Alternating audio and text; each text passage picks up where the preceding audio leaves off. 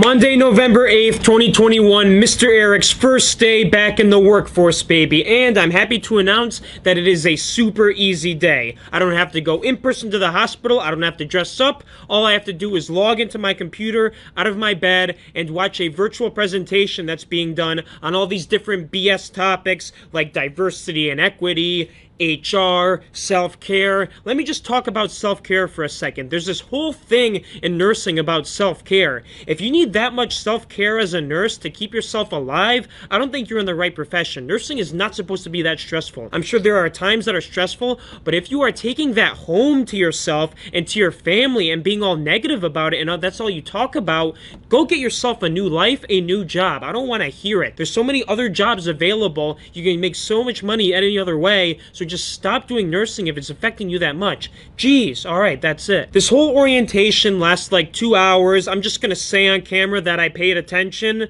but at the same time, it's pretty hard to pay attention, so maybe I was watching YouTube in the background. I don't know. Every once in a while during this presentation, and also after it ended, I decided it was time to play with Daria and bother Mom. There's a reason Daria's home from school, as well as Monica, as well as Dad. Something happened in our family that I'm not allowed to talk about, but it's keeping everybody home. It's super cool. It's super busy. So, what do I mean by playing with Daria? Well, by playing with Daria, I just mean doing stupid stuff like throwing balls at Mom, making fun of Monica, making cookies, all that stuff. I literally threw the Pillsbury cookies at Daria and said, "Want to make these?" And she said no and smiled at me and ran to the oven and made them. It was super freaking cute, and I got some free cookies. The cookies certainly helped me fuel up for the day because I was able to focus my mind on doing wholesale business research. Yes, I'm still thinking greatly about this wholesale business model. Books are great and all, but I'm kind of getting bored and I want to shift books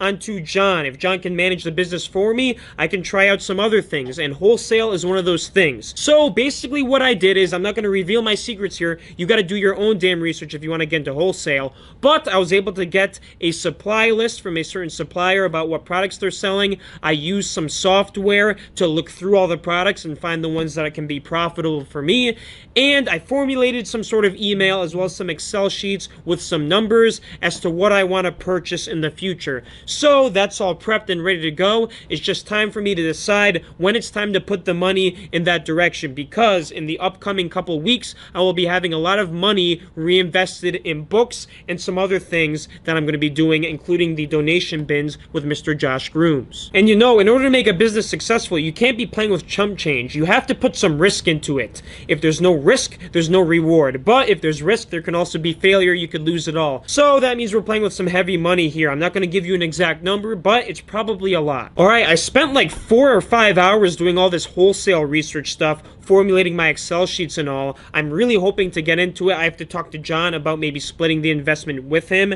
and also having him learn the process. That way we could both work on it. That would be cool. But I was pretty drained after 4 hours, so I made some oatmeal and I went to the warehouse. I had to package some orders to be shipped tomorrow. I texted John and I asked him, "Hey, do you want to come to the warehouse to learn how to pick orders?" And he said he's down. So he showed up a little while after me, and I trained him on how to pick Amazon orders, how to package Amazon orders and get the weights and everything, and then the same thing on how to do eBay orders. He got it down pretty quickly. Meanwhile, I was able to scan some books out of the Gaylords and make some space for the shipment that I'm going to be getting this weekend. It's going to be about 300 boxes. Stay tuned for that. This whole idea of getting John into the business has saved me a lot of time. I know I have to pay him for his time, but I'm still able to reap some benefits here. If he can do this type of thing full time, where he's just the manager of the book business and I can work on some other things, I think that will be ideal. Unfortunately, I couldn't stay long tonight because I have to wake up early tomorrow because I'm actually going in person to St. Francis for orientation. John also had to come home, so we left at the same time, and I'm very happy because when I came home, I found myself a surprise of orange chicken. Now, if you don't know what orange chicken is, you are weird. Just Google it. Any Chinese connoisseur loves orange chicken. Now, I know orange chicken's not actual Chinese food, but it falls under the Asia Chinese food category, and Chinese restaurants serve it. This orange chicken is special, though. It comes from Trader Joe's, it's frozen, and it's pretty cheap. So, Mom made it with Daria for me to come home. It was super good. I ate it with some rice and Brussels sprouts. I love Brussels sprouts. And then I uploaded a video on YouTube, I think, and then I forget what else happened. But I went to bed, and it was time for me to get some sleep before tomorrow. Tomorrow's going to be another big day, starting off at the hospital for the first time. I'll let you know how it goes. Peace.